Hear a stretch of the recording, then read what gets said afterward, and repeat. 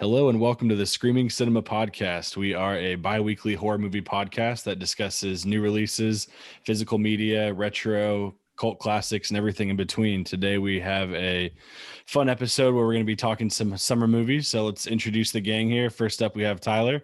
What's up, man? What's up, Max? Yeah, I've got my sunscreen on, getting ready to head out to the desert. Oh, that's a little foreshadowing there for you. Yeah, I got my shorts on and I'm ready to hit the lake. All right, very nice. What about you, Preston? I'm just having a whale of a time over here. Ooh, there we go. Pressure's on for our last co-host here. Oh, I got a deformed baby on my hip, and I don't know if I'm gonna get murdered. Perfect. I love that. Just going for it. Just going for it. I love it. Yeah, if you can't tell, this episode we're going to be talking about summer camp movies. We all went with I think a little something different. I wouldn't necessarily say underrated or underseen, but just some ones that are off kind of the beaten path, not the Friday the 13th or the sleepaway camp. So we're all going to pick a movie that we're going to discuss and talk about. Also, we're going to be doing a new format on this episode. So if things seem a little bit different, we're going to kick it off with the theme of the episode or the episode of the movie first. And then at the end, we're going to talk, physical media, what we've been watching, those kind of things. So let's go ahead and get things kicked off. First, if you guys haven't already, go ahead and follow us on social media at Scream Cinema Pod. Was talking earlier, been having some fun. If you've been following the page, I keep getting people popping up to pretending to be me and trying to scam people into doing giveaways. So that's been fun trying to get them kicked off Instagram, but they don't really care. So they just like say whatever and they just keep changing their name and move along with it. So it is what it is. But yeah, if someone asks you for your bank account information to win a prize, yeah, obviously we would never ask you for your bank account information. So exactly. Yeah, big avoid. Hey, you need to pay for shipping. So just give me your credit card information and then we'll get everything taken care of. Genius. Who wants to kick things off here? Who wants to talk about their movie first? Takers? Nope. All right, I'll go first then. Everyone wants to be last. So I have mine here. I chose The Burning. I really wanted an excuse to watch it because it's an 80s slasher film I've never seen. I bought it from Scream Factory about, I guess it was about 6 or 8 months ago. I think it was during the October sale. And I've always heard, that it's obviously really, really big summer slasher movie. It's got some interesting backlines, good and bad. Obviously Jason Alexander's debut, and also unfortunately a Harvey Weinstein story and produced a movie, and his shenanigans go all the way back to early 1981. So that's probably a reason not to watch it, but we'll just ignore that part for now and focus on the film itself. Synopsis is: at a summer camp, some teenagers pull a prank on the camp's caretaker, Cropsy, but the joke goes wrong and the teens leave Cropsy for dead after setting him on fire. A few years later, the burned and disfigured caretaker returns to camp equipped with his trusty shears, ready to unleash his brand of vengeance on a whole new group of teens. He stalks the campers in the woods one by one. So this is definitely, it's pretty quick after. I wanted to see to confirm the release date on it, May 81. But this is a total, I guess you have the Cropsy backstory from it, but a Friday the 13th ripoff, where you have a camp, you have camp counselors, you have, teens and young people in peril as this guy kind of goes to exact revenge on, I don't know if he thinks it's them or he just doesn't like the camp after he got screwed over, but he just wants to take everyone out, similar to totally like Jason at a Camp Crystal Lake. So it's an interesting movie. It really takes some gratuitous kind of nasty nudity in there and some really pervy stuff, like maybe some of the future or later installments of Friday the 13th. But I had fun with it. Lots of good gore. It has, let me see. I think, who does the special effects in this? I think it's, what's his name? It's why am I spacing on is like the most famous I am one? too. It's Tom Savini. Yep. Tom Savini does it. And I don't know if there's stuff that was cut out of here. I'm trying to see, but it looks like they have some scenes that go really far with neck ripping, with heads and fingers, and lots of different body parts being cut off. But it has great gore, some great scenes, some good kills. It's got a really cool kind of POV, tense stalker shots. But the end of the movie loses me a little bit when it just kind of becomes like a all-out brawl with the killer, and the story kind of just goes to the side there. But overall, I had a lot of fun with this. It's total summer camp movie. It's kind of like perfect mixture between Sleepaway Camp and Friday the 13th is kind of how I would reason. Obviously not as good as either one of those, but definitely a fun one to throw on and start getting you into those summer vibes, especially with this heat wave that a lot of people have been having lately. So I was happy to kick it off. Watched it last night. And you guys seen this movie? Yes. Yeah. I actually covered this on the pod several months ago. I can't remember exactly what episode it was. But yeah, it's a nice little 80s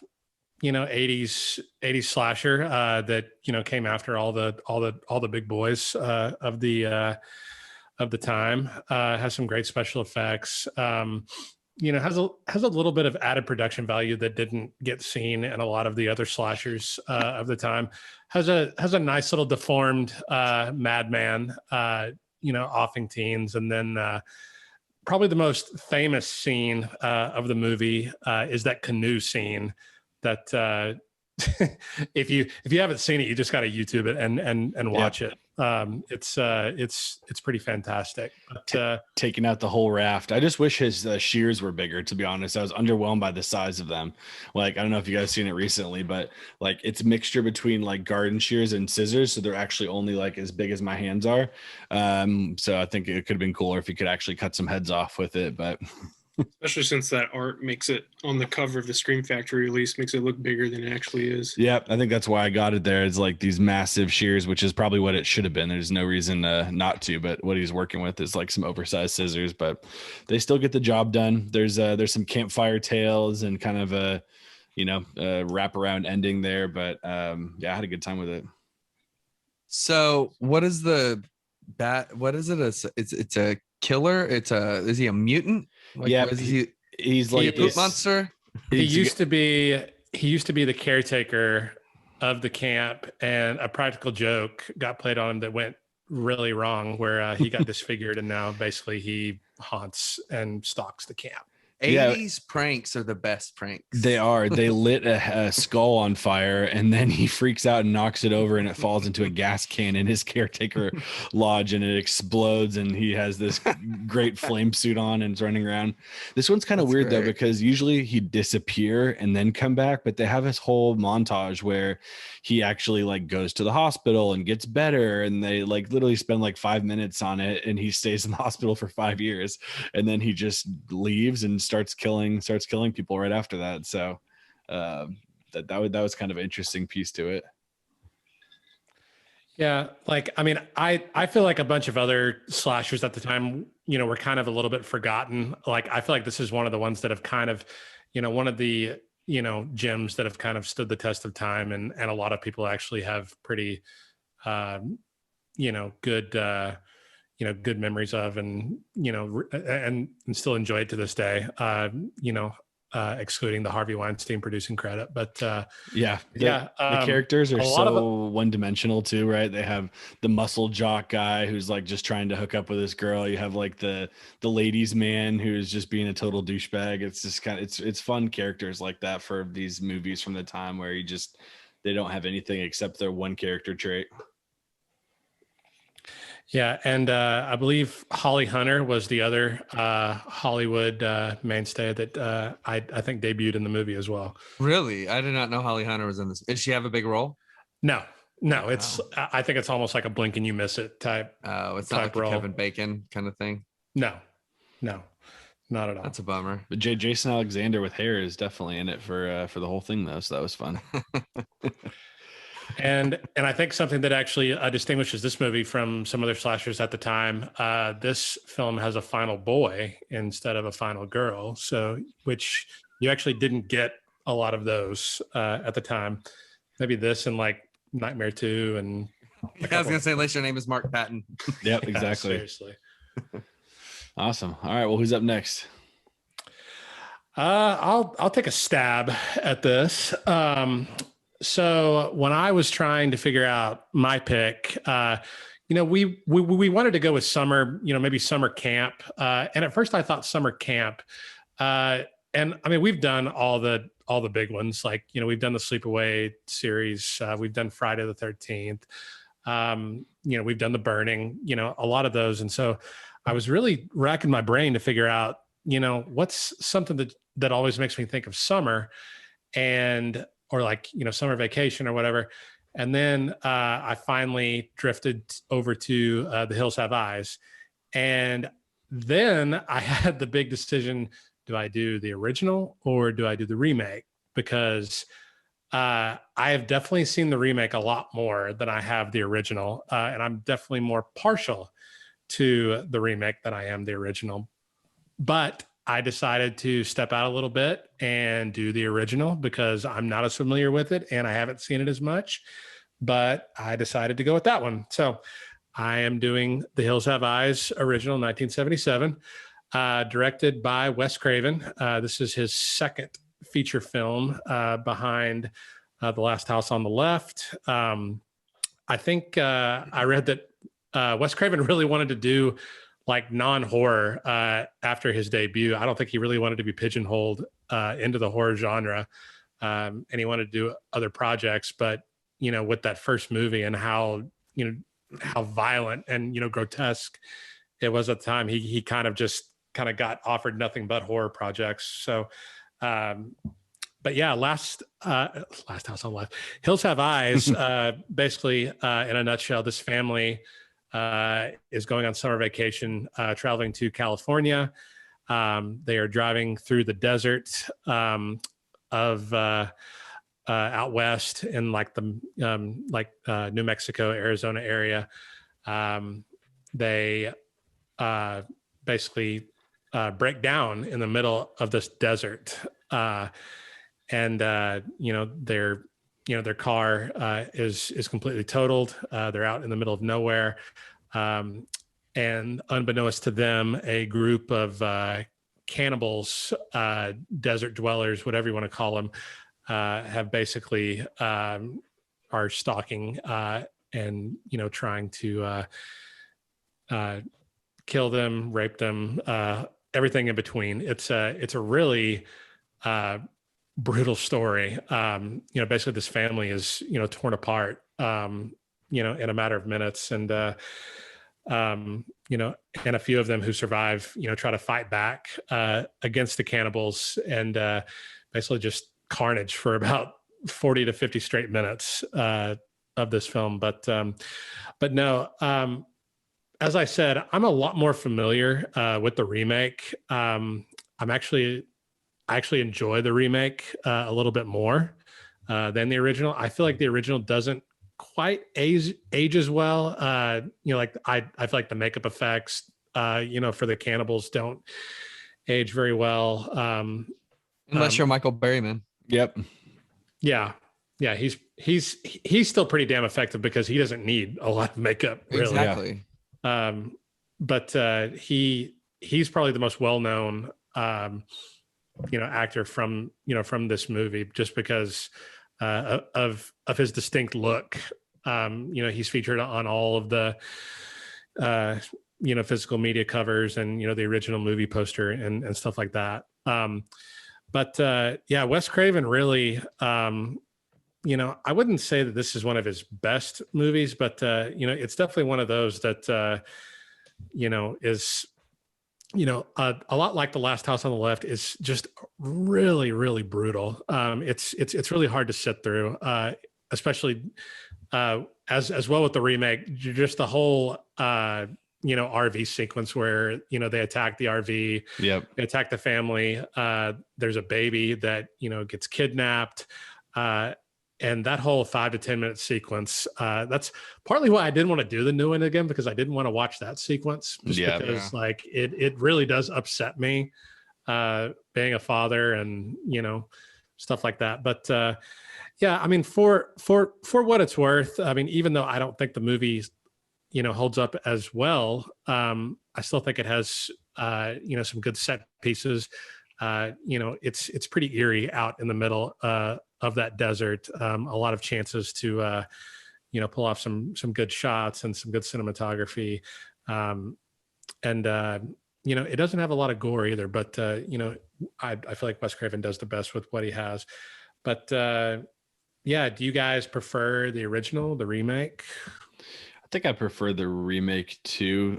Just probably, obviously, we grew up with it more. I think this is definitely one of Wes Craven's better movies, and it is extremely tense. And even though there's not a ton of gore, that whole scene where Papa Jupiter comes and they like kill the guy with the tire iron and then crucify Big Bob and light him on fire, and the scene with the baby, it's like lots of tense stuff, dogs dying. It's very very crazy, but I kind of like what it brought to the genre, right? Like in 77, I'm not super aware of it, but I feel like there wasn't a ton of mutant attacks movies or things like this. And also they had the kind of like the Harbinger of Doom at Fred's Oasis, where he's trying to warn them, and he keeps telling them off and things like that. So there's a lot of things I think it brought to it, but I think I enjoy the remake more, even though, like you said, that one scene in the remake and in this kind of just like when you're grabbing it to watch it or you're flipping through it, you're like, do I really want to, like it's tense and it's worth it and it's there, but it's just kind of a detractor, just like Last House on the Left has its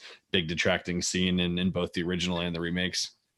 Mm-hmm. Yeah, I mean, the thing is, like, what makes, I mean, I guess I like the remake more just because it came out when I was like 19 years old. I mean, why would I not like that at that age? Like, I didn't give a shit about anything, like, let's all make all these people suffer. But rewatching it 2 years ago, not so pleasant. No. Poor Ted Levine. I'm not going to try to do a Ted Levine impression, but yeah, the thing is, what makes the one from the 70s so scary is because the time was scary, man. Like, look at all the serial killer stuff in general and the satanic panic and all that kind of stuff, is so prevalent. And the time before cell phones, you're so disconnected from the world when you're out there. You already are, even if you have a brick in your hand, but it's horrifying, and that's what's really scary about it. And I think the directing in the movie, like, I think what I thought Wes Craven was going for was trying to build like a slow kind of dread in the movie. I think it gets kind of slow and meandering. I don't really like the original, but as far as atmosphere, I mean, he has it all day in the movie, and that's what it's going for. So I mean, if you want to sit in that, you can, but I think both of the movies are pretty unpleasant.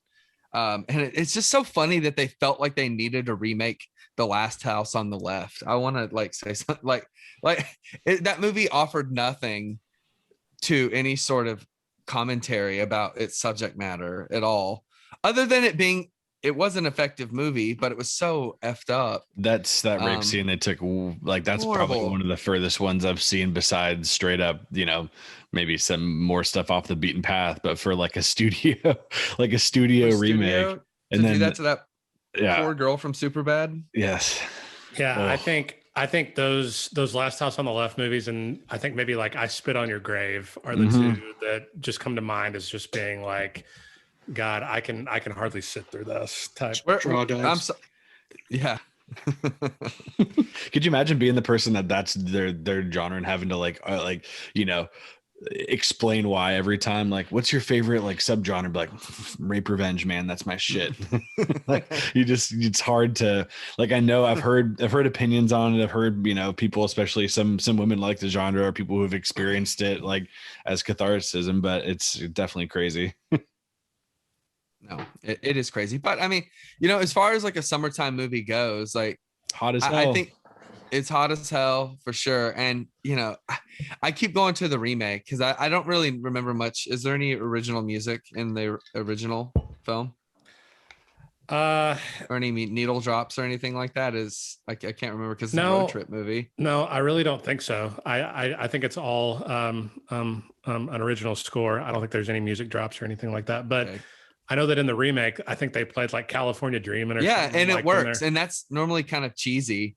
to put in a movie, but it's really good. It's not as bad as like doing like a slow down version of Mr. Brightside or something like that for your like movie trailer or something like that.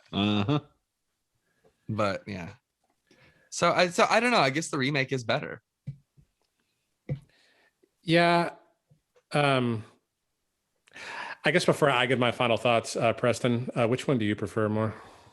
The remake. For all the reasons we've already said. Yeah. Yeah. I don't know. I think the reasons I enjoy the remake more were, I know that in the original story, it was more of like a personal deal. Like I think the gas station attendant was the father of Papa Jupiter, and basically like disowned him, as a child, and stuff like that, which I guess was cool. But like in the remake, they kind of made it a point of kind of making like kind of like a I guess like a sort of political message about the fallout from all of the nuclear testing that the government did in New Mexico, like during the 40s and 50s or whatever. Basically, these families who didn't leave are these subjects of the government's failures of not protecting its citizens. But I kind of enjoyed that aspect more in the remake, as well as. So in the remake, the character of Doug, he's the in-law of this family. He's the husband of one of the sisters, and I felt like his character is kind of the main character of the remake. Like it kind of shows his journey from being, outsider, kind of timid, to basically, having to just be alone and save his daughter, his infant daughter, from this family of savages. And I felt like his character was a lot more integral and fleshed out in the remake, than it was in the original. Like I felt like he had much more of a journey in the remake. And the last thing I'll say about the remake is I feel like it ended a lot better. The original had such an abrupt ending. It was one of those movies that just ends like in a matter of seconds with zero to very little resolution, which can be effective sometimes. But I felt like in a story like this, like I needed to see a little bit of the fallout, of this family and, where they went from there. But they love that in those 80s movies, either the freeze frame or the fade out to a color, or like just crazy ass scene and just pan out and we're done. And a scene that like a movie that does that very well is the first Sleepaway Camp, like how it just abruptly ends. But that ending is just, iconic. There's some good ones that Fulci does too, I feel like, with some freeze frames. Yeah. But overall, I feel like I talked more about the remake than I did the movie I actually picked. But there's a reason for it. Yeah, I mean, it's a good summer movie. In a way, you did pick the remake. Yeah, even though I didn't watch it, I watched the original. What about The Hills Have Eyes 2 from 2007? I have the Arrow limited edition of it, and I haven't watched it yet. I remember I watched like parts of it when I was a kid, but I still haven't gotten up the courage to watch that limited edition box set. It has like hours of special features on it too. I'm like, I can't. That's the original second one. Cole, you were talking about the remake, right? Oh, yeah, remake second one. Okay, yeah, I was thinking the original second one's like one person survives, and they have like these like biker like motocross people, just wild. And the best thing about that is the dog. You get the dog's perspective in the movie. It's absolutely ridiculous. They do some dog flashbacks, don't they? Yeah. Both twos, both the original and the remake, are not good. I think Wes Craven kind of eventually disowned the original two just because it was so bad. And then the remake of two isn't very good either. It's very by the numbers, even though it was written, I think, by Wes Craven. But it's not very inspired at all. Well, he was making the second one at the same time that he was doing Elm Street, and so he put all his creative efforts into Elm Street and did the second one just for the studio. And it just was very lazy, and it shows. That makes complete sense. It does. Complete sense. Tyler, have you seen Bone Tomahawk? Yeah. What a fucked up movie that is, isn't it? Yeah. It's another summer hot one. Yeah. Kind of. I was not expecting what I got with that movie at all. Goodness. You got half of a really awesome, straightforward Western, and then you got something else. Mm-hmm. Yes, very much so. All right, are we gonna do more mutant babies or go to some nice? Let's do mutant nice babies. Let's do mutant babies because I think ending on something cool like a killer whale. So I chose. I mean, look, we're not choosing our favorites. We're just choosing something cool, something out there, something random, and that's what I chose. I will give a shout out to Larry Cohen for this one right here, for this Blu-ray that actually Preston gifted me a few years ago at this point. This is from a box set, but it's Alive 3, Island of the Alive, and it's an awesome movie in a way. It's got a really spirited performance. Have you guys seen the other two It's Alive movies? You parents, you fathers? I haven't seen any of them. Cool. I know Preston has. I've only seen the first one. Haven't seen the sequels at all. Well, I'm going to encourage you to check out the sequels. The second one especially is interesting. They're all directed by Larry Cohen. And I think the first two especially, they do have something to say about being a parent. Not that I know shit about that, but yeah, I think they're kind of thoughtful films aside from being like, you know, having a cool like Bernard Herrmann score and all that kind of stuff and the creature effects and so on and so forth. But on to the third one. This movie was a direct-to-video movie, I believe. Larry Cohen went in to go pitch a movie to Warner Brothers. I think he was pitching a remake of, oh man, I wish I could remember. It was something interesting. I'll have to get back to you on it. But he went in and they said, okay, if you do these two movies, House of Wax. House of Wax, that's what it was. Thank you, Max. Yeah. So we went in and say House of Wax. They said they weren't interested. And so he said, okay, I got two movies you can make for the price of one. They said, yes. Okay. So there we go. So he said, I thought I could do something interesting with It's Alive. So what this movie is at the end of the second one, they essentially send all of these babies to an island. There's these 5 babies. So it's ends up being 5 years later. The movie starts with a courtroom scene that's alluding to this. This actor, Michael Moriarty, you probably have seen him. He's been in some big stuff, but he's really weird.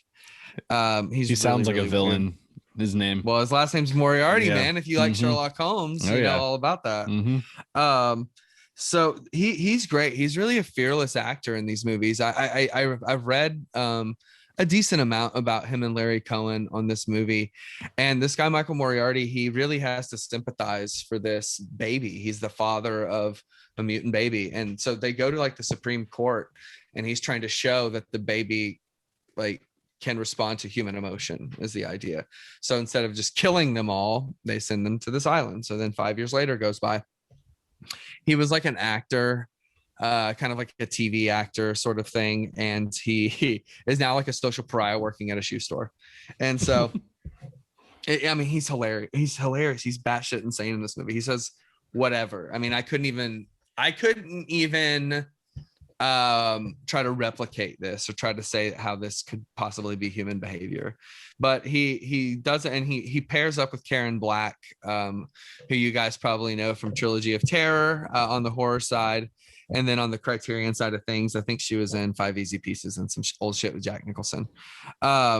So she's in this movie and she's super solid. She gives birth to one of these guys and basically just disassociates and forgets that it ever happened. So they end up going to this island and yeah, shit just goes crazy from there. And what Larry Cohen's idea of the movie was that they would be adult. Like these babies would have grown now. They can walk, they can move around. So it goes to like a castaway sort of thing at one point to like being captured by pirates. And it really does some crazy stuff on a really low budget. And for like a straight to video movie of like the mid 80s, 87 to be exact, it's I think it's pretty cool. I'm not saying it's a great movie or anything like that, but it's interesting and it's an hour and a half long. So and it has, you know, creature features and a really weird performance. So I'm not sure that the movie really has a lot to say like the first two, because the first two are really like quiet and brooding, and this is more, you're outside, you're in the sun, and it's not really funny at times. Like the basket case movies kind of started to become funny. This is still just kind of takes itself seriously in some ways. So that's why I thought like somebody should like totally check this out at some point. It's probably on like a Pluto TV sort of thing. I don't know, but yeah, it looks like it would be. I love these. If you're on your phone or laptop, you have to look at the screenshots of the babies. They're like walking now. It looks so creepy. Like some cool crazy features, these massive heads and like still kind of like baby bodies. Yeah, bulbous heads. And so yeah, but I got this box set a few years ago. It should still be in print, but there's all three of them from Scream Factory. And look how cool that artwork is. Isn't that weird? What's that baby bassinet doing on the beach, guys? What could that possibly be? So, gotta be a summer movie. Yeah, it really is. It's a cool summer movie. So yeah, man, long live Larry Cohen. He's a cool dude, really weird guy. He's the king of schlock in the 80s and 90s for sure. Well, I think he definitely made some good stuff too. So I mean, legitimately good stuff. Q the Winged Serpent is really good too. No, I was just about to say I like Q the Winged Serpent, and I really do like the original. It's Alive. I feel like it has a lot of deep meanings and a lot of just what it's like to be a parent, and what it's like to raise a child that maybe isn't accepted by the world. And I really enjoy the original, and actually hearing your synopsis of the second and third makes me want to check them out. So you should. Did you say The Stuff, Preston? Yeah, so The Stuff. Yeah. The Stuff. He wrote Phone Booth too with Colin Farrell in 2002. Yeah, he sure did. He kind of continued on even after he stopped directing. Yeah, he's a mover and a shaker. He's cool. I did not know that. Yeah, there's a documentary. It's crazy. Just so much stuff. Watch the documentary King Cohen. It's probably on Shudder at this point. Yeah, that was a good one. But so good. Oh, he also wrote Maniac Cop 2 and 3.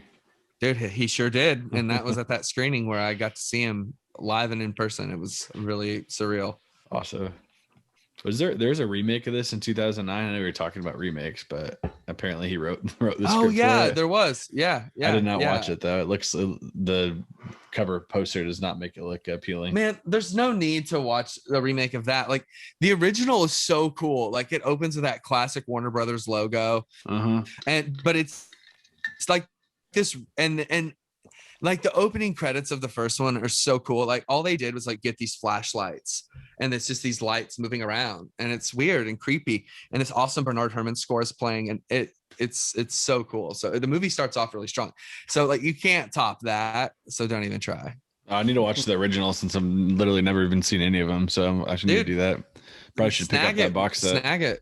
Yeah, it's probably like $40 or something like that. It's worth it. Yeah, I think I saw it on sale too. Check it out. Yeah, I've watched it. I've watched them a few times. I really like them. So it's 30. Yeah, $29.99. Yeah, I would snag that right now. Done. I love it. Yeah, it was funny when we were podcasting with Eric Wilkinson. I bought an MVD movie as we were. Oh wait, MVD rewind movie. $29.99 and a $6 extra saving coupon, so it's $23. That's on Amazon. On Amazon. Yeah, it's on Amazon. That's nuts. I was about to say, if you're ordering on Scream, hold up a second. Let me sell you on what I'm doing, and then you can add that to your cart. Is it Critters? Because Critters is $27. You should get all those box sets. The only one I've made a grand effort to try to get all of them. The only one that I don't have, which I'm kind of okay with, is the Amityville Horror Collection. Well, you can sell your Halloween one and buy everyone that's ever been made. That's true. Yeah, Preston has a strong influence on me, like, because that does sound like a fun idea, and it's really weird because I was dreaming about, for whatever reason, last night, the Final Conflict, the Omen movie, and I was thinking about that Omen box set. I have the Omen and the Fly and Friday the 13th and the pared down version of Halloween, but yeah, I think I'm gonna get both of these because they're both actually $23.59, so you can get both for $50. So You can get Critters for $50 or $23. Yeah, same thing. Wow, that's worth it. Get a little Leo in that box set. Exactly. There you go. We have totally skipped ahead on the podcast just now. Yeah. Yeah, let Preston have his day at the beach, guys. Come on. Oh, nice. Very nice. Nice segue. There you go. Okay, well, if this was a normal, like, this is what is your favorite summer horror movie? I would say Jaws, hands down. But I wanted to go with something a little different, something that's not as talked about because it has been simplified. Even Roger Ebert called it a Jaws knockoff. So that is 1977's Orca, the killer whale. And the case that I'm holding is a Scream Factory release, but I flipped it inside out because I like the original art more so. But the new art's pretty cool too because it just shows the whale screaming in anguish. Oh, nice. But yeah, that is the cover that I remember from the original VHS copy that I rented so long ago. Yeah, I like this one because it makes it look like a Moby Dick kind of thing, which it ultimately is. But it's very, very deep. Before I get too far on that, I'm gonna read what it says right here because I think it's kind of fun that you can actually buy the movie poster and then it says all this text. And I liked when movie posters did that, like the apartment has this poster just like that where it tells you all about the movie, and I just think using text and posters is pretty cool. So on the cover and the poster it says the killer whale is one of the most intelligent creatures in the universe. Incredibly, he's the only animal other than a man who kills for revenge. He has one mate, and if she is harmed by man, he will hunt down that person with a relentless, terrible vengeance across seas, across time, across all obstacles. So to kind of pair it alongside Jaws came out in 1975. This Orca came out in 1977. So I'm sure, a producer was like, let's Jaws is like the #1 blockbuster of all time. Let's try to make our version of that. But imagine somebody getting pitched that, a writer, and then that writer being really into gothic horror or something like Edgar Allan Poe, or like even something, I don't know, like there's even some Shakespeare tragedy kind of feel to it.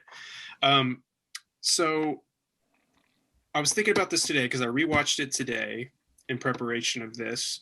And the thing is I don't want to reveal too much about this movie because there's a lot of surprises in there that are really great. Like the opening itself, it begins with, I have to bring this up, but I won't reveal what happens as to why this whale goes on this vengeance, this killing spree. But you could probably guess. But the movie opens with two marine biologists, or one is a whale expert. They're studying the water and they're studying animal life within it. And one of them is coming back to the surface, and then there's a boat out on the water. And the boat that's out on the water, the captain of that ship is Richard Harris. And Richard Harris, probably best known at this moment in time, just because it's a huge influence, is playing Dumbledore in the first 2 Harry Potter films. But he plays the captain of the ship, and he's trying to gather all this money to pay off the mortgage on his boat. And so he does that by hunting marine animals and selling them to various locations. And that's how he's making money. So at the beginning of the movie, he's trying to kill a great white shark. And so what's funny is that the movie opens with a great white shark, and they say that the shark is the same length as Jaws, which is like 25 feet. And so the shark's in the water at the same time that these two divers are in the water.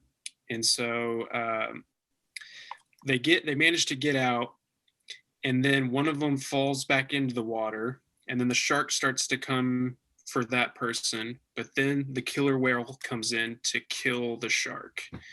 And what's funny about that is that you think about, is this them kind of like subtly jabbing at the studio, or Universal for making Jaws, that the killer whale is the more triumphant animal in this whole scenario. But then when Jaws 2 came out, that movie opens with the shark killing a killer whale.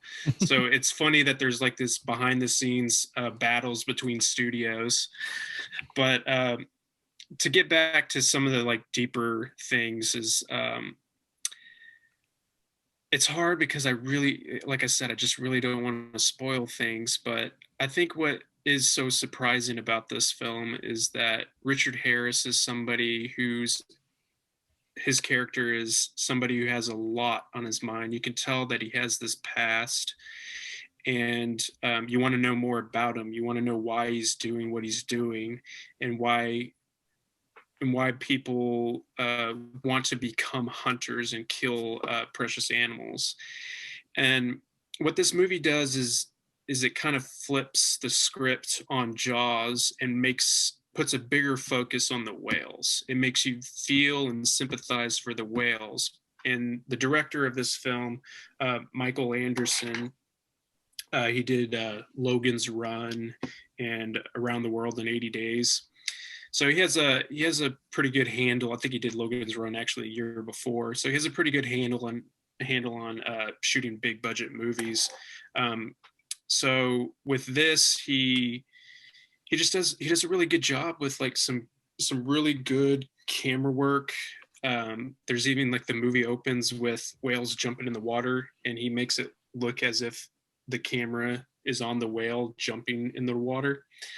And there's animatronic killer whales in it and things like that. And so they do carry over some of the practical effects they did in Jaws to achieve its look. But like I said, there's just so much going on there with like I mentioned, like it feels like a Edgar Allan Poe kind of thing, because the movie deals so heavily with guilt, and it's not just the guilt of the captain for doing what he does in the film, but also the kind of guilt of the whale itself. And so I don't know, I probably set myself up for failure by picking this one, because I knew I didn't want to reveal too much about it, because if I could, I would have so much to say about something if we were doing like a spoiler type of thing. But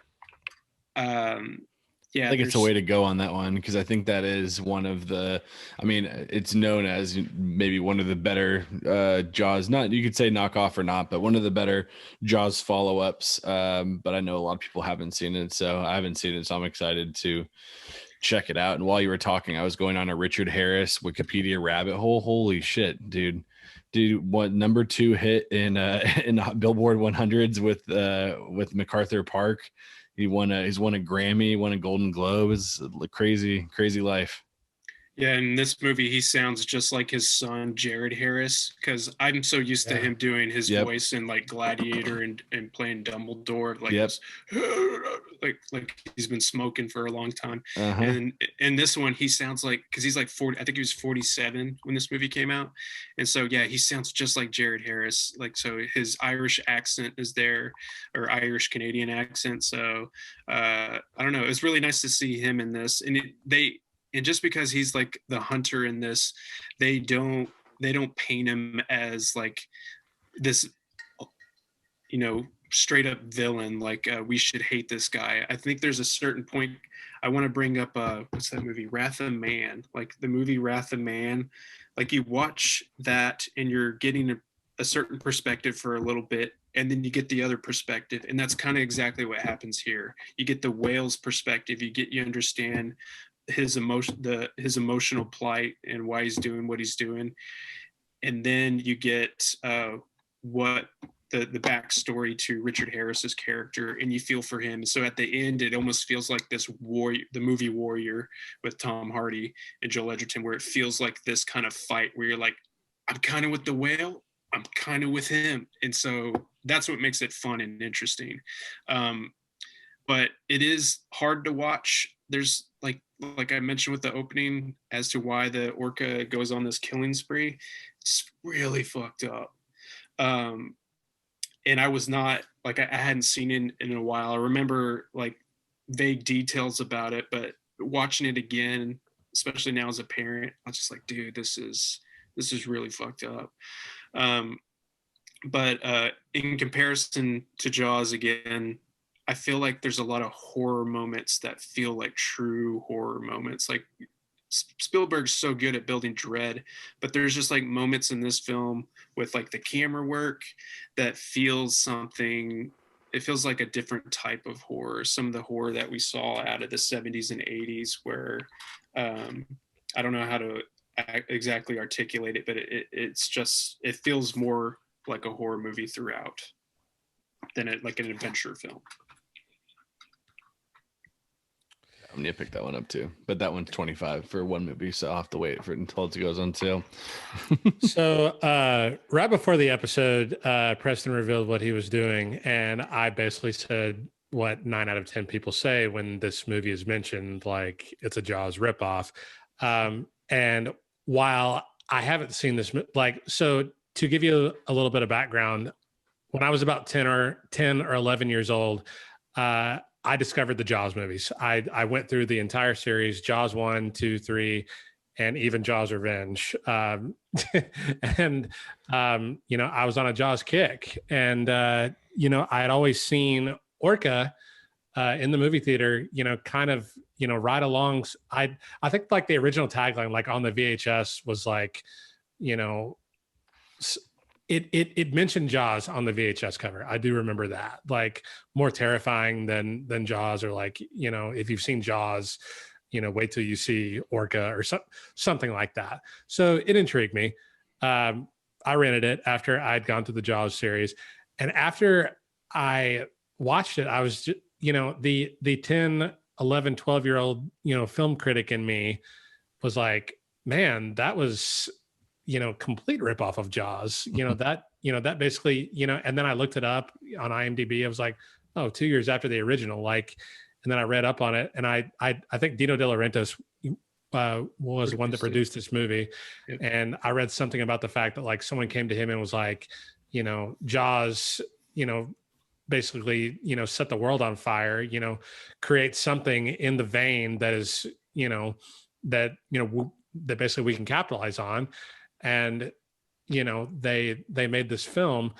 And while I tend to still agree that, you know, I wouldn't exactly call it a Jaws ripoff anymore, but it's definitely in the vein of Jaws. Like, how can you not, you know, say that? But yeah, well, like even It's Alive, like It's Alive has a lot in common with a lot of other horror movies. Like the structure is certainly similar. Like it definitely begins with like attacks and things like that, and trying to, and the town freaking out, and then a battle at the end on the water. So, but there's just like certain details that they just like move to the left into this like darker, more emotional. Like Jaws is so much fun. You watch that, it's a lot of fun. You know what to get, what each time you watch it, you know what you're going to get out of it. This one, I feel like it's so I don't know, like it's I think I said this earlier to Cole when we were talking about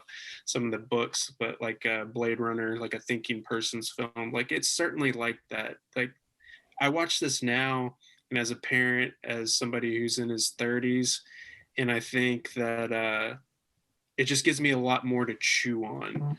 Like I will, after you watch it, you'll just be thinking about it and thinking about some of its themes.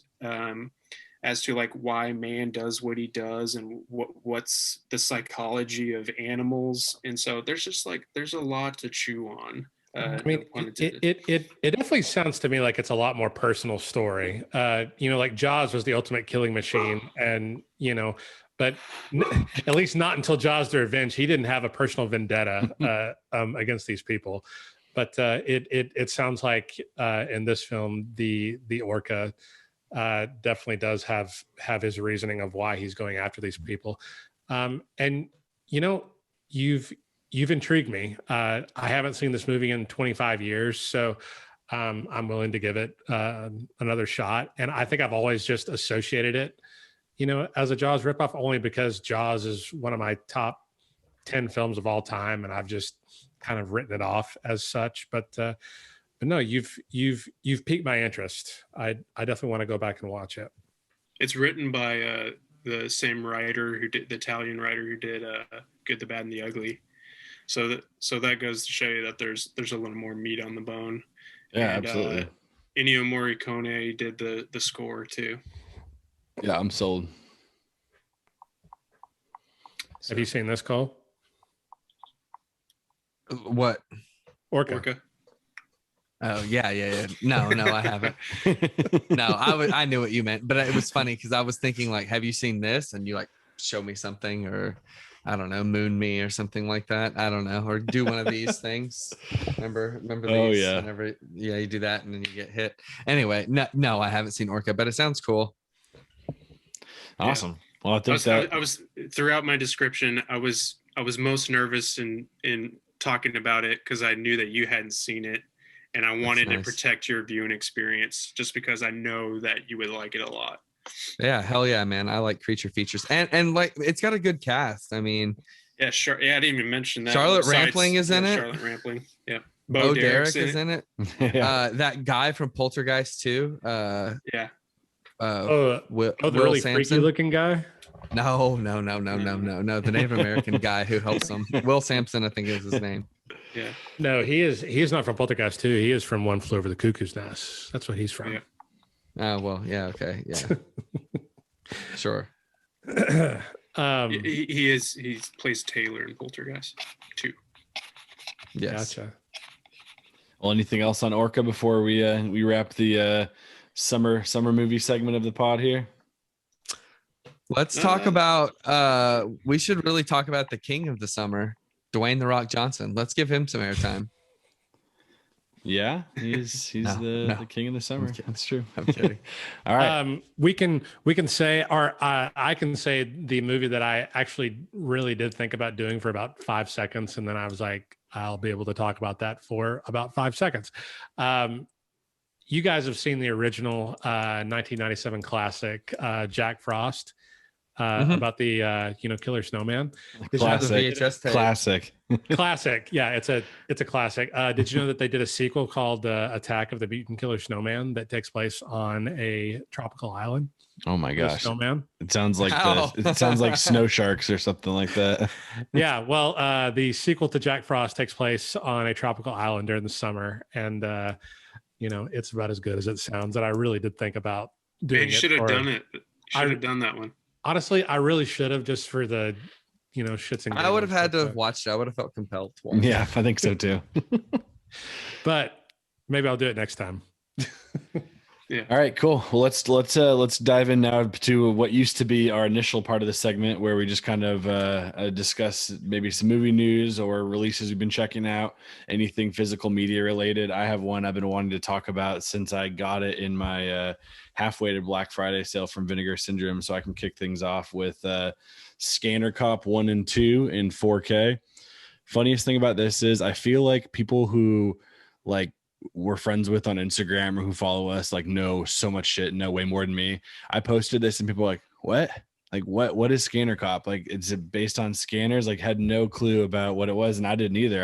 I don't know. Totally blind bought it because this if we're showing this on video, I don't know or not, but the packaging is just so freaking cool on it. So I bought it, and Scanner Cop 1 is awesome and Scanner Cop 2 is horrible. And so I can just talk about those a little bit. It's kind of like a loosely based on the Scanners films, so 1, 2, and 3. It takes over that kind of same world where there's people who are scanners. This boy's at a super nasty motel, his dad's going crazy and starts having like heads, like he thinks heads are popping out of his heads, and just goes insane. Essentially their setup is, if you're not taking this drug within 4 days, you go insane, and your head explodes or you lose it and go psycho.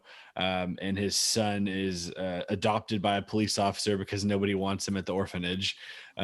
So he raises this boy, and he becomes a police officer, and he also has scanner abilities. So They have a cop killer on the loose, and his dad, who's now the chief of police, goes to him to help solve the crime by being able to use his psychic abilities to read people's minds or see what they've seen. And also their biggest favorite thing on this, which is like maybe like 15 scenes in the original and like 100 scenes in the sequel, is they like, you shake your head like as hard as you can and just back and forth with these fights where they're just going at it like two people who are scanners trying to, trying to attack each other, explode each other's heads. And there's some awesome gore. There's some head explosions. There's some, things popping out of people. But in the sequel, first one I actually would recommend. I gave it 3 out of 5, and I thought it was actually kind of a gem, to be honest. But the second one, they just take that. They have this music every time someone's scanning someone, and it literally is playing for a third of the music. It's like a score sting that happens, and it happens so often that I was like, the movie's like 90 minutes and it felt like it was like 3 hours long. But there's a villain who eats scanners by like sucking their power to him to try to be able to fight our cop Sam Stasiak and take him down for killing his brother. And so that's kind of how that one goes. A lot more gore, but there's just overall I was actually pretty impressed by the set. These scans look amazing, and the movies definitely never would have anyone thought that they'd be looking this good on a 4K TV with what they have. But I had a lot of fun with them. I think the pack's worth picking up just for Scanner Cop 1 and the artwork that came with it. But that was kind of my big thing. Is it sold out? I don't think so. I haven't looked though. Yeah, I saw so many people posting about it, and I was like, I have no idea what this is. But I mean, Vinegar Syndrome's packaging is just insane. It literally it's like it kind of, because it's double, so it almost is like exact same as a VHS tape. So you're taking it out, and then they also have slip covers on it. And then on top of the slip covers, they also have reversible artwork on the 4K disc too. So you can go with, either one, and just the gore on them is cool too. But it's packaging makes it worthwhile. And yeah, like I said, Scanner Cop 1 is actually one I can consider revisiting, and kind of makes me want to check out the sequels to Scanners, because I've never seen those before. I've just seen the original. So the Criterion version? Yes, the Criterion version. It's the only way to watch it. That's really cool, man. It made me think of this movie that's being released from Scream Factory, called The Borrower. Have you guys heard about this coming out on Blu-ray? I haven't. Well, you should check it out. I'm thinking about buying it. Here's the synopsis. It's from 1991. An alien is banished from his planet and sentenced to live on Earth in human form. There's one problem with his disguise, though. Every so often, his human head explodes, revealing his true identity. This leaves the alien with no choice but to intermittently pop off the heads of arbitrary people and use them until it's time for a replacement. This poster is amazing, and it's made by the same guy who did Henry, Portrait of a Serial Killer. Yes. Oh my gosh. That poster. So I think I'm gonna have to check this movie out. Me too, just for the poster. The poster is like this green halo, and the guy's head who does not even look human at all. It's just great. It looks awesome. So that kind of is what I was thinking about. But what the Scanner Cop thing made me think of, like, for one, like shaking your head like that will give you a stroke, I feel like, or you'll like blow a blood vessel in your brain. Oh, whoever the main guy, Daniel Quinn, he goes all in on that. His blood vessels are going. It actually reminds me of South Park, where they have the telekinetic fights. I don't know if any of you guys watch South Park. I know what you're talking about. Like, they have scenes where there's like 75 cuts back and forth, and he's like, his blood vessels are popping out a little bit, and then it goes to the villain, and then it goes back to him, and his eyes are starting to turn red. It looks like he is about to have a stroke. So at Fantastic Fest, the film festival at Alamo does in Austin that we've been to several times, they used to do the same. I always thought it was really stupid, but I did it one year because they kind of guilt you into it. It was kind of weird, the verbiage that they used. But anyway, it was called Shaky Face, and people would shake their face back and forth, and it's miserable. It's not fun. You drop your jaw, and they want you to shake your face back and forth. And for one, I think that's really stupid. I don't really understand the point of that, but yeah. And then they stopped doing it, I think, because they were like, this is ridiculous. It hurts your brain. It's not good. It's not good for you. Doing that same thing where you shake your face, I'm sure it restricts your blood vessels too, but it's terrible. It like I did that for a second. Like it's like, dude, it hurts your brain. It's like, why would you? I don't know. It's just really stupid. So anyway, they're really dumb for doing that. Anyway, but that's the main thing I watched and talk about. I don't know about you guys, but I've been getting in so many movies. It's like sale overload with, Laura Burr and Severin, and I've been getting in a ton of review stuff. So I have a stack that's like piling up that I feel like I need to just spend my whole life watching movies to get caught up at this point. Yep, I know that. Oh, I know all about that. I'll go ahead. I was just going to bring, since we were on Vinegar Syndrome, I was just going to bring up a few. Before I get to the ones that I've actually watched, I haven't got to this one yet, but this was one that I really wanted to buy, and I know Cole knows about it, but it's the Televised Terror. But speaking about really awesome packaging, it doesn't, like when you take it off and everything, you take it out, they don't have individual sleeves, but just the fact that this packaging is just so cool that when you take off the thing, it says please stand by, to kind of really lean into that televised, because these were TV horror movies. Really cool. So this pack is 3 different TV horror movies that from different decades. So one was like the 70s, 80s, and 90s. Oh, nice. The one from the 90s is A Child in the Night, and it has a very young Elijah Wood in it. That poster is cool. Yeah, and Tom Skerritt's in 2 of these. He's in Calendar Girl Murders, where he's kind of like a Hugh Hefner type, and the girls in the calendar that that he's responsible for, they start getting killed, and so that one just intrigued me. And then this one is Are You in the House Alone? So kind of like why am I spacing on it? The Stranger Calls. Yeah, Stranger Calls. Yeah. So kind of like that. Or like that's the one with Dennis Quaid, right? Or like 10 of the ripoffs to do the same thing from them. This one. Yeah, this one has a young Dennis Quaid in it and Blythe Danner. So I'm excited to check that one out. But I did check out 2. One of them I don't have in front of me, and that oddly enough is an Albert Pyun movie. Since when we were talking about MVD Rewind Collection, Albert Pyun did the Nemesis films in Cyborg. And so like I had mentioned during that one, if you caught that MVD Rewind episode, he's from another planet, and he just makes these movies that he puts a lot of thought into like the world building. Like when I reviewed it, I mentioned that it's like he saw all these movies like RoboCop and Blade Runner and just got so fascinated by the themes and the world building, and that's all he took. And then everything else is really sloppy and bad, but it's fantastic at the same time. So he did this movie called Alien from LA, and it's I was close to getting that one.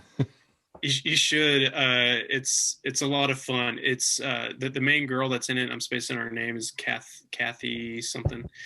She has one of the most annoying voices that I've ever heard in a movie. And what's funny is that the movie makes fun of it too. So they were looking for somebody that had this very distinct voice where it just sounds like a whiny person that's just complaining, and makes it very unbearable sometimes, but it's part of the comedy of it too. So it's kind of like this journey to the center of the earth type of movie. And so oddly enough, he made this movie from pieces of a journey to the center of the earth movie that was already shot. They shot like $8 million worth of the movie already. And then the studio came to him to finish it. And so he said, I'll finish it, but I have my own spin on it. So he shot that movie, Alien from LA, and its sequel, which is actually called Journey to the Center of the Earth. And he put his own spin on that. So he used the sets from that film to create his own. And so it's kind of in line with a lot of the stuff that we were talking about with Larry Cohen, because Larry Cohen can just turn turn stuff into diamonds. Yeah, the premise of it really got me hooked because I was like, Alien from LA, that sounds really neat. And then I looked at the cover and I was like, yeah, I'm really into 80s type of stuff. So let's see what this is about. And then I looked at the trailer, and the trailer uses this really hip song and throughout it, and I was like, yeah, I'm definitely. Oh, and Albert Pion directed it. Yeah, I'm definitely gonna pick this up. So I picked it up, and so yeah, it was a good time. It's not great. I mean, like all of Albert Pion's movies, they're not good at all. But there's like a certain charm there that makes them appealing, and there's just little details that he puts in there, whether it's like how he shoots action scenes or territory that he explores, that makes it worthwhile. So Alien from LA was pretty interesting. Shout out to Kathy Ireland before you move on. Yeah, Kathy Ireland. Yeah. 13 Sports Illustrated swimsuit issues, and then she founded a brand marketing company, and now she's worth $450 million by it's like a second line for like Kmart with socks and stuff. So that's really insane. Yeah, so she'll probably sue me for butchering her name. I saw that because when I was sharing the film on Instagram, and I was gonna tag her in it, but I was like, I'm kind of bashing the director a little bit here, which was not my intention. And so you never know. I just never understood like why people like talk shit and then they tag the artists in there. So I didn't want to do that, but I saw that she had this huge following. I was like, what? Yeah, I didn't even bother to look her up. She's an entrepreneur and one of the wealthiest former models in the world. So shout out to her, man. That's awesome. Well, I mean, good on her for going in that direction, because I don't think acting would have worked out for her. So but yeah, it was fun. Yeah, it was a fun movie. Surf 2, that is the one that I really want to recommend. I think you got this one, Max. Yeah, I did. I haven't watched it yet. No. Oh my god, it's so funny. So I haven't done a lot of research into, like, I don't believe there's a Surf 1. No, if it's that good, it has to just be a sequel that there was no original movie to. I'm pretty sure it's like Dude Bro Massacre 3. Like, there's just a second one, and that's it. There's no first one. But I mean, that's kind of like what makes this movie fun too, is that it's just, I mean, look at that. It's just naked women all on it. It is. It says there was no Surf 1. It was marketed with the subheading Surf 2, the end of the trilogy. Yeah. See, there you go. You know exactly what you're walking into. Uh-huh. And so I shared this clip online because I popped it on when I was like doing some small work stuff, like putting together an editorial calendar, and I had it playing. And then at a certain point, I was just laughing so hard, and I was like, I got to stop it. I got to pick it up. My wife would really enjoy this because it's like a stoner movie where, with like zombies and things like that. So if you like stuff like I don't know, like surf Nazis must die or something like that, but with like Surf Ninjas is my jam. But yes, I do like Surf Ninjas. So like stoner comedies and things like that, just movies that like make fun of themselves, and this is your movie. So I had a good time. When did you guys order these movies? Did y'all get them for review, or because isn't it Partners Only month on Vinegar Syndrome? It's Partners Only month, but they had a halfway to Black Friday sale, and so right. I picked up Alien from LA and Televised Terror through that sale, but I also got Alien from LA and Surf 2 as review products. But the review products, it's a gamble. Sometimes they have the slipcovers and sometimes they don't. So I wanted to make sure I got a slipcover since I had all of Albert Pion's other movies with slipcovers. Yeah. So I just want to make sure I had that. But yeah, Surf 2 I just got. So Max has the slipcover. I do not. Yeah, mine was nice. Mine was the same thing. I bought it the halfway to Black Friday sale. It's like one of those things where you have to. It's really like such a physical media like freak brand. Like there'd be no reason where you just be like, oh, like what's a cool Discovery horror movie I could find? Let me spend like $35 on a 4K Blu-ray of a complete shit movie, but it's just so fun to watch. It's like things you buy to watch with your friends or just keep them on yourself for how cool they look, and you know, just having a little piece of history that probably should have got lost on VHS. It's just fun. It's so bizarre that these movies look as good as they do when like a lot of mainstream movies on 4K look like shit. Oh, yeah, it blows my mind, man. Scanner Cop in 4K. Like I've never seen anything like that for that level of movie. Like Right. straight to video, like best it's ever looked. Are these sold out? Are these going to be sold out now? These movies? Their slipcovers usually sell out as the big thing. They keep their stuff in print a lot longer, but they do like limited, like 3,000 slipcovers or 5,000 slipcovers, and then those go on Sometimes eBay for 1,000. Yeah. What I'm interested in is getting that televised terror box set. That's what I'm wanting now.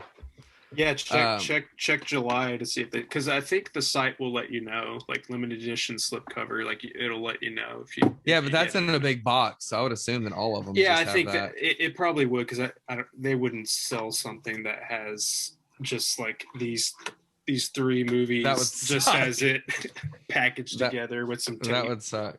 Right, yeah. So that's cool. Yeah, they're another rabbit hole to go down if you want to, but they got some cool shit. Yeah. So I guess it's my turn, right? Should I go? Yeah, you wanted to talk about something badass, I think. Oh yeah, I do. You know what I always think is really funny on just any movie in general where there's like a good guy and a bad guy, and then the good guy does something at like the final boss battle, and they like punch him, and then the bad guy says, "My turn." What's up with that? I do know all about that. It's like you gave me your best and now you're about to get fucked up. Yeah, it's so funny to me. That, and also We Got Company. So I have a question about We Got Company. Is We Got Company like are they trying to be clever? Are they literally saying like, hey, we have like there's people here, or is that just like something to say? Is that just like an idiom, or is that like each time they're trying to be clever? We got company. You know what I mean? Does that make sense at all? What I'm saying? Well, it's kind of like with Marvel doing we're putting a team together, and then that's kind of became an annoyance when movie trailers have that in there, like with Solo. We're putting a team together, but then the movie they don't really say that. Yeah, we're putting a team together. All right, so I got 2 things. One thing I saw in 4K, and then I don't know if we should talk about this other thing, but it's obvious. It's an obvious thing, but it's good. So I watched Raiders of the Lost Ark last night on 4K. Awesome. Oh my freaking God. It was amazing on every level. I mean, it was like one of the best 4Ks I've seen. It was one of the most enjoyable times I've had watching something on 4K ever. It was a magical experience. I mean, I've always liked the movie a lot, of course, but it just kind of took it to a whole new fucking level. I've never seen that movie look like that because I've never seen it in theaters. So that really intrigues me, because I've read opinions about that box set on the complete opposite ends of the spectrum. Most people say that it looks fucking amazing and they love it. A lot of people say it almost looks too good and it ruins like the feel of the original film. Like, not for me. And the way that Spielberg, wanted it to feel like. That old kind of grainy, adventure aesthetic look. But from most I've read that it just looks immaculate.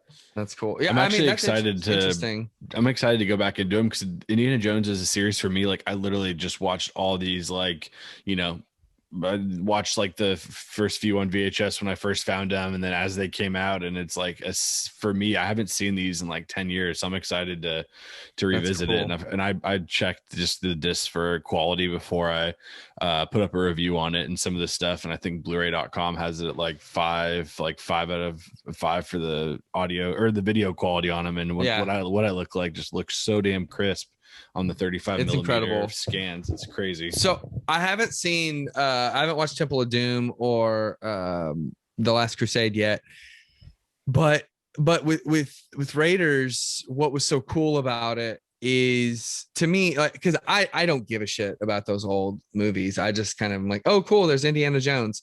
But it really brings everything to life. So I mean, I could only imagine seeing this on a theater in a theater. I think that would be so cool. But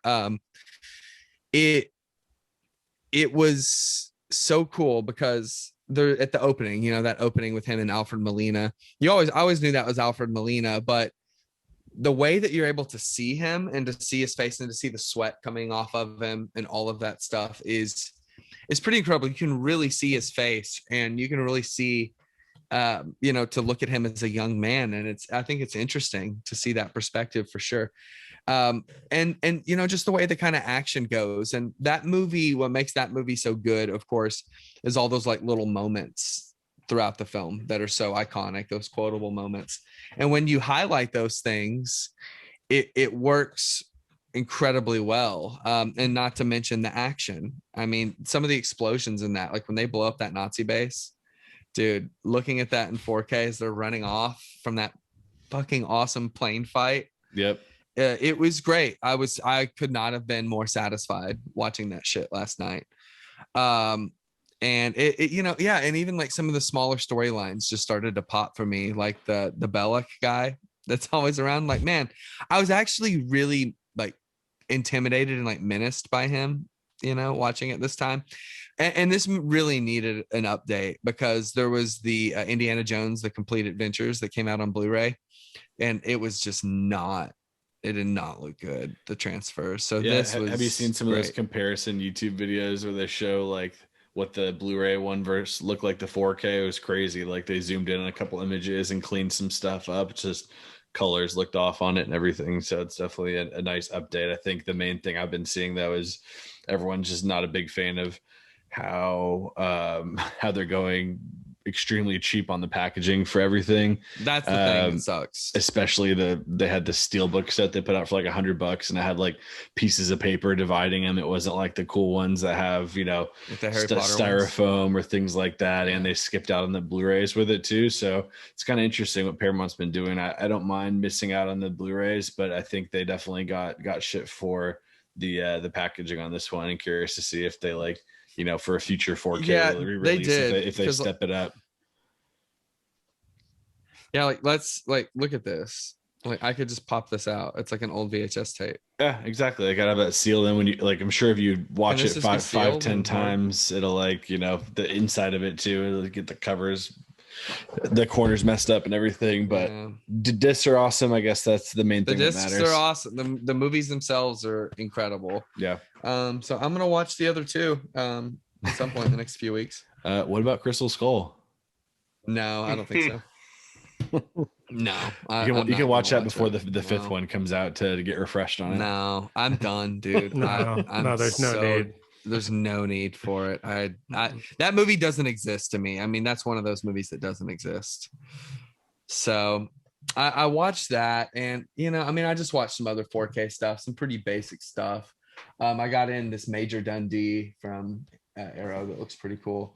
Yeah, I got 4Ks. talk about how to do packaging on that one, man. Oh, dude, I put a shot up of it on Instagram. It has like it's a box set with 2 digibooks, and then you put the things together and it makes like one image. It's just really cool on that. Excuse me. I watched these. I've been watching a lot of Rewind stuff. I've been buying a lot of Rewind stuff. I watched Nobody and Willy Wonka.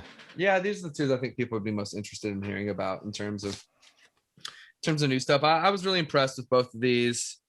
I like the movies themselves a lot, but it's always the older films that really, I think, can look really great. And this one definitely does. I think Wonka's some horror adjacent too, man. It really is, dark man. It really is. Rewatching it again when you're not a kid, you're like, dang, like literally just killing off people in the tour. Well, I don't think he does. No, he's just like, look, you're gonna make your decisions. I'm not gonna stop you. I don't have time for that. Whatever. Yeah, me and Cole were texting earlier in the week just about how like some of the nuances that you miss when you're a kid watching this, like all those cutscenes, those random cutscenes after the contest is announced. They are so funny, like so low key funny. It's great. It really is. Yeah, it's awesome. My personal favorite's Bad Egg one. I love that departure scene. That one's great because it just makes it seem like it's just arbitrary, like which ones are good and bad. It's funny, man. Yeah, I was always most interested about Mike TV, like how he came back, if they even did manage to get him back. Oh, well, if you watch Charlie and the Chocolate Factory, you see that they have a response for that, but we watched that one too, which I don't dislike that movie. So I watched Johnny Depp remake. Yeah, I did. Yeah, I did. And that was more like based on the book. Is like, Yeah. that's like the typical answer that people say. Well, that's the book. This was the best movie. But I like it. I like it just fine. Johnny Depp, I think, is pretty solid. Then I watched Nobody. Have you other two guys seen Nobody? I know Preston has. Yeah. Nope. I got the Blu-ray disc in. I need to watch it. Right, you got the disc in. All right, cool. Well, I love this movie. Yeah, me too. It literally, from not seeing it yet, I've heard everyone gush about it. It just doesn't make sense to me how he can play an action character and it work. Like obviously from Better Call Saul and those kind of things, like you see it, but it just doesn't make sense to me. So I'm excited to finally check it out. So the 4K obviously looks great. Ilya Neishuler directed Hardcore Henry, which Preston and I saw the world premiere of on a huge screen, which could have been watched on my phone. I didn't like that movie, but whatever. This movie was so good. I mean, sure, it's like I don't even think it's John Wick adjacent, man. It really has some interesting stuff that people say to him, because it opens with a home invasion, essentially. And it really takes some turns that I think are really thoughtful. There's a line, I'll just say the one line, I won't tell you what happens, but there's one line that people say to this guy Hutch that Bob Odenkirk plays. They keep saying like, oh, well, if it was my family, I know what I would do. And it's like, dude, fuck you. Like, and it's great in that way. And I think the movie really opens itself up in a lot of ways and is very good. It's one of my like very favorite movies of the year.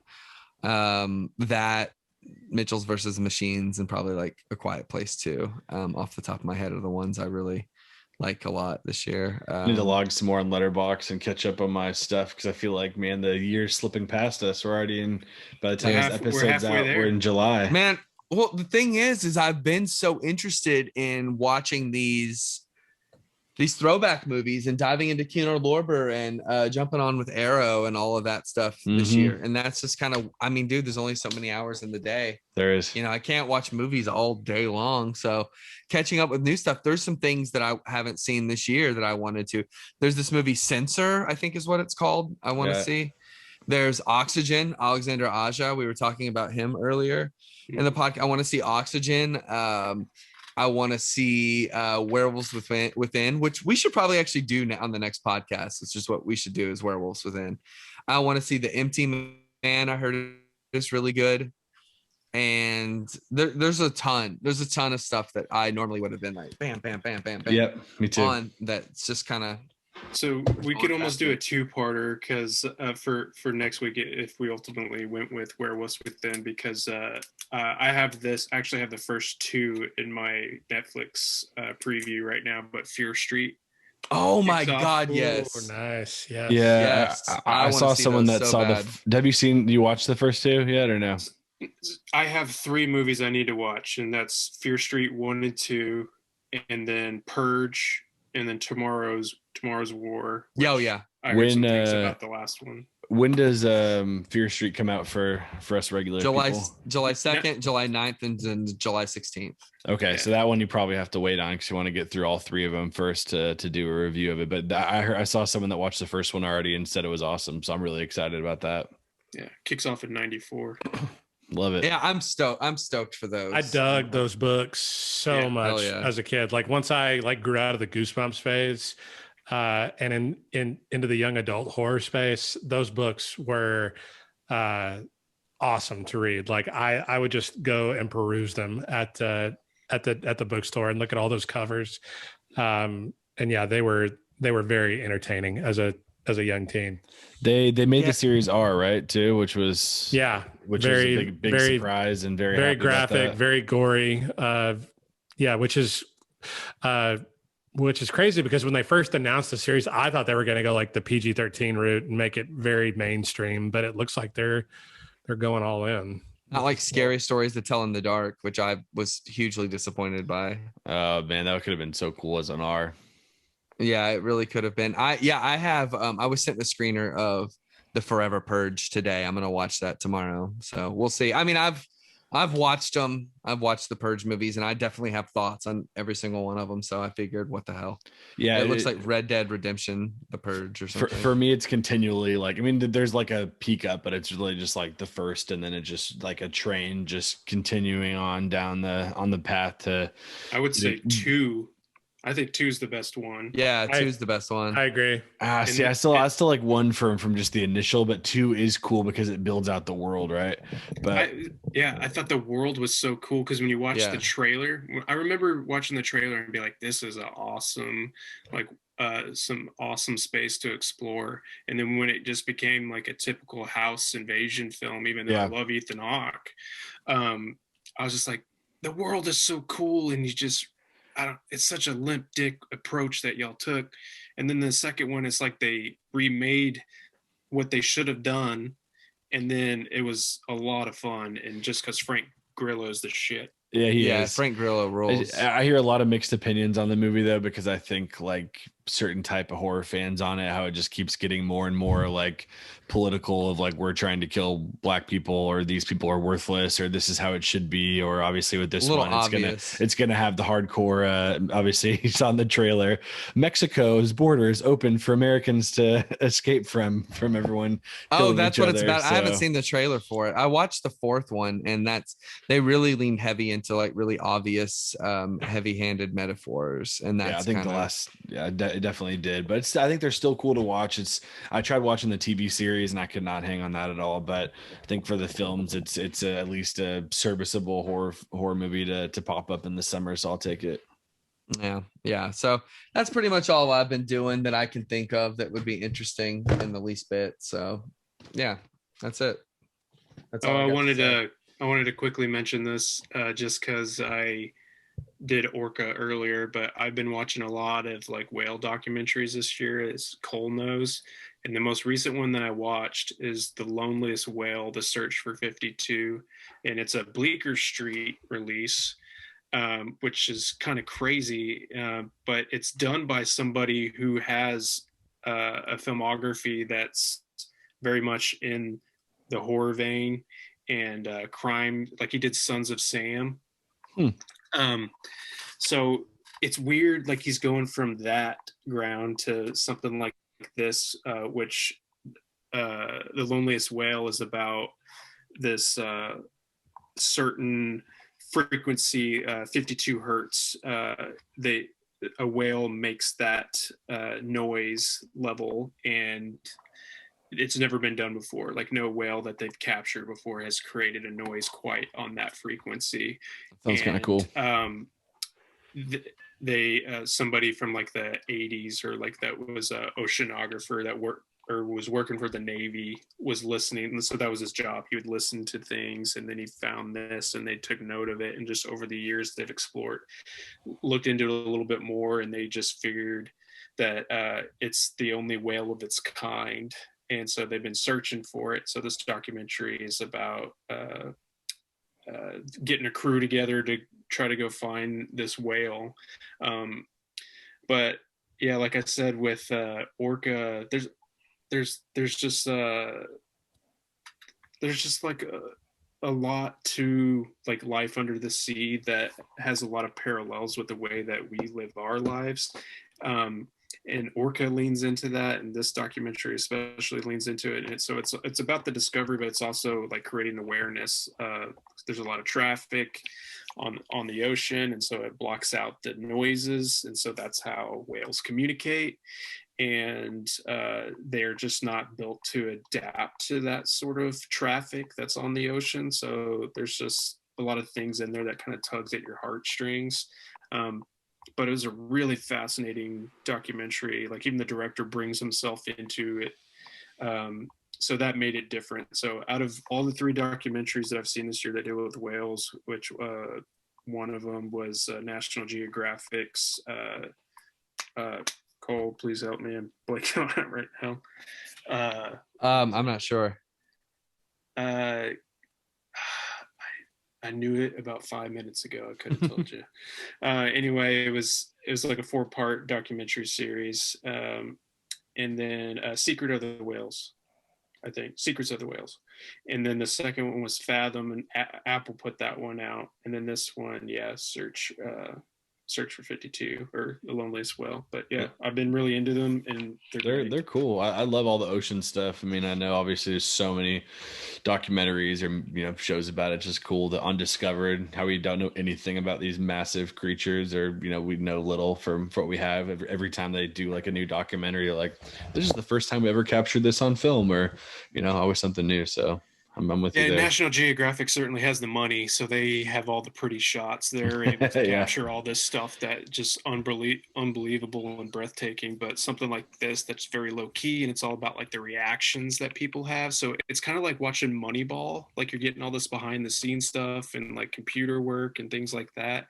And so they make the mechanics of it, the process, really interesting. So I was more attracted to that than I was like watching all the beautiful shots, as beautiful as they are. Tyler, what you got?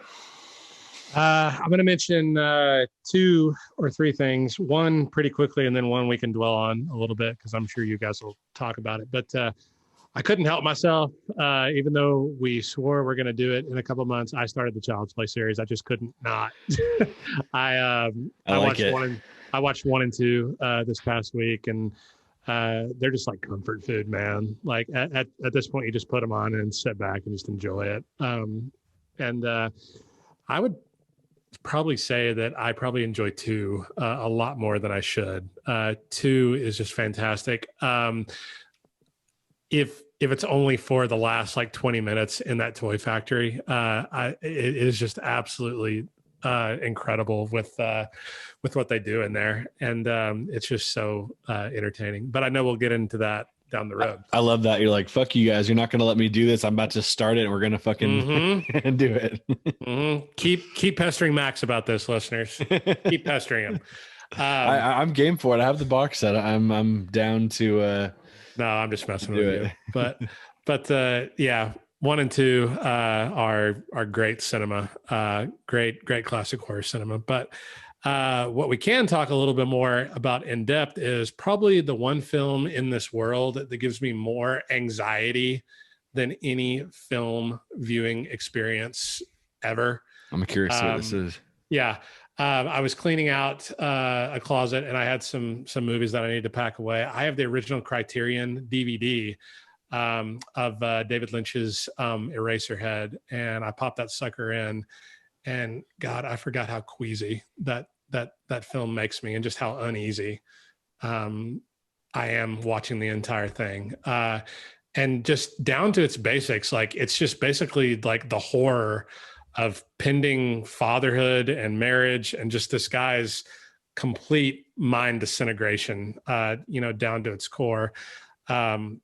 It's such a sense of just hopelessness and dread throughout the entire film. But like, also though, you can't help but look away because the visuals and just the way that Lynch shoots this film, I'm still in awe about. Like, I mean, the lighting and just the cinematography and some of the shots that he does, for his debut film in 77, still astounds me to this day. The creature effects, the puppetry that he does, with the baby and other things, are just so completely disgusting, and they just make me nauseous. But I can't help but still love the film, even though it makes me so uneasy. And it's not an easy film to watch by any means. It's actually very, very difficult. But I'm actually trying to take a step out this year, and even though things are uncomfortable and things that I wouldn't necessarily watch over and over, try to revisit here and there, just because like I sometimes forget how good films are. Even though they make you feel that uncomfortable, and Eraserhead definitely tops that list for me. It gets deep into your mind after you watch it, and you can't not think about it for days after. And this is probably the 4th or 5th time I've seen it, and it's still just it hits hard every time. I like that you're doing that. I feel like it's easy to watch like a movie one time and you're like, okay, that's enough of that, and then put it away forever. But it's cool to, re-examine it for where you're at, especially a lot of the stuff that's probably relevant to you with, being a father and having that kind of thing go on with it. So I mean, I'm a father, and there's some fears about being a father, but never to that level. never to that level. But no, it's one of those films that has evolved with me as I've gotten older. Like watching it as a teen, I completely hated it. Then I watched it in a film class in college, and kind of dissected it a little more and kind of grew a little bit more appreciative of it. Watched it several years ago, dug it a little bit more, and then with this last viewing, even though it still just makes me extremely uncomfortable to watch it, like I still like, I think I enjoyed it more than any other viewing that I've experienced with it. But I popped in the Criterion DVD, and even though it's years old, it still pops on my Blu-ray player. I still nice. I can still dig it. Yeah, I watched Elephant Man recently, and the Blu-ray of that it's been black and white too, just 3 years later, and it looks amazing. So I can definitely see that. I don't know how he did Dune after those two. It's so random. Tyler, you reminded me of something. I don't want to steer away from what you're talking about, but when you were talking about watching it in a film class, and then that discussion caused you to favor the movie a little bit more, how interesting would a podcast that be if you just had a group that just had somebody come on as a guest and be like, what is the movie that you don't get? We'll have you on, we'll watch it, and then we'll talk about it and see if we can convert you, and just call it converting cinema or something. That would be cool. We can use my wife for any horror film ever made, because my wife too absolutely hates horror films. So there you go. But yeah, it's just weird how your taste and how your views, can change as you age. Yeah, especially revisiting stuff you saw as a kid, and you're like, oh, this is boring, it's stupid, this sucks, and then you're like, I was an idiot then. Or like there's a lot more to it than just like, I think for me, I'm still getting used to it because I haven't really necessarily dived in maybe as deep as some of you guys have, but where films don't follow a narrative, it sometimes just like I still can't figure it out, or I can't appreciate it as much as I should. So I like your idea of diving into stuff that makes you uncomfortable, or things that you wouldn't normally do more often than not, of just sticking with the same stuff you always revisit in new releases. So yeah, I can appreciate absolutely. that. Are we done? Yeah, before we go, I know Preston saw this. Did you guys go see F9? It's not out. Isn't out. Oh, it was out this weekend, right? Yep. No, I didn't. I have not, only because like I feel like the gas is running out on that series, literally. Like I don't know. I'm not as excited for the new entries as I used to be. I saw some reviews that said it's like they're becoming the Avengers. It's like what they're trying to do with it, instead of like just being where it started out with, just cool race cars and race scenes, and sticking with that. So it's, when I saw the trailer that had him like swinging like Tarzan on the zip line and jumping over to the other side, I was like, okay, I think I'm gonna either see this in theaters or wait for a while until I can watch it for free. I haven't decided yet. In my review, I said that this franchise just pretty much just gets a hall pass at this point. Like they can just do whatever the hell they want, and it's okay with me. So yeah, that part that you're talking about from the trailer of them swinging across from like a ledge to like this little mountain or something on the seaside, I was like, this is just ridiculous. And then I heard the 3-minute trailer that they released that shows like them going into space, and I was just like, of course, just you can do that. That's totally fine. And so yeah, I think at this point we're long gone from anything that is like just a Point Break ripoff, and that's grounded in reality somewhat, to just like all physics don't apply at all. And this round, kind of like the seventh one, where the seventh one has like this meta kind of humor to it. I guess it's always kind of had like this meta humor, like with 5 Beyond. Yeah, Fast Five was the last of any, normal just car racing movie.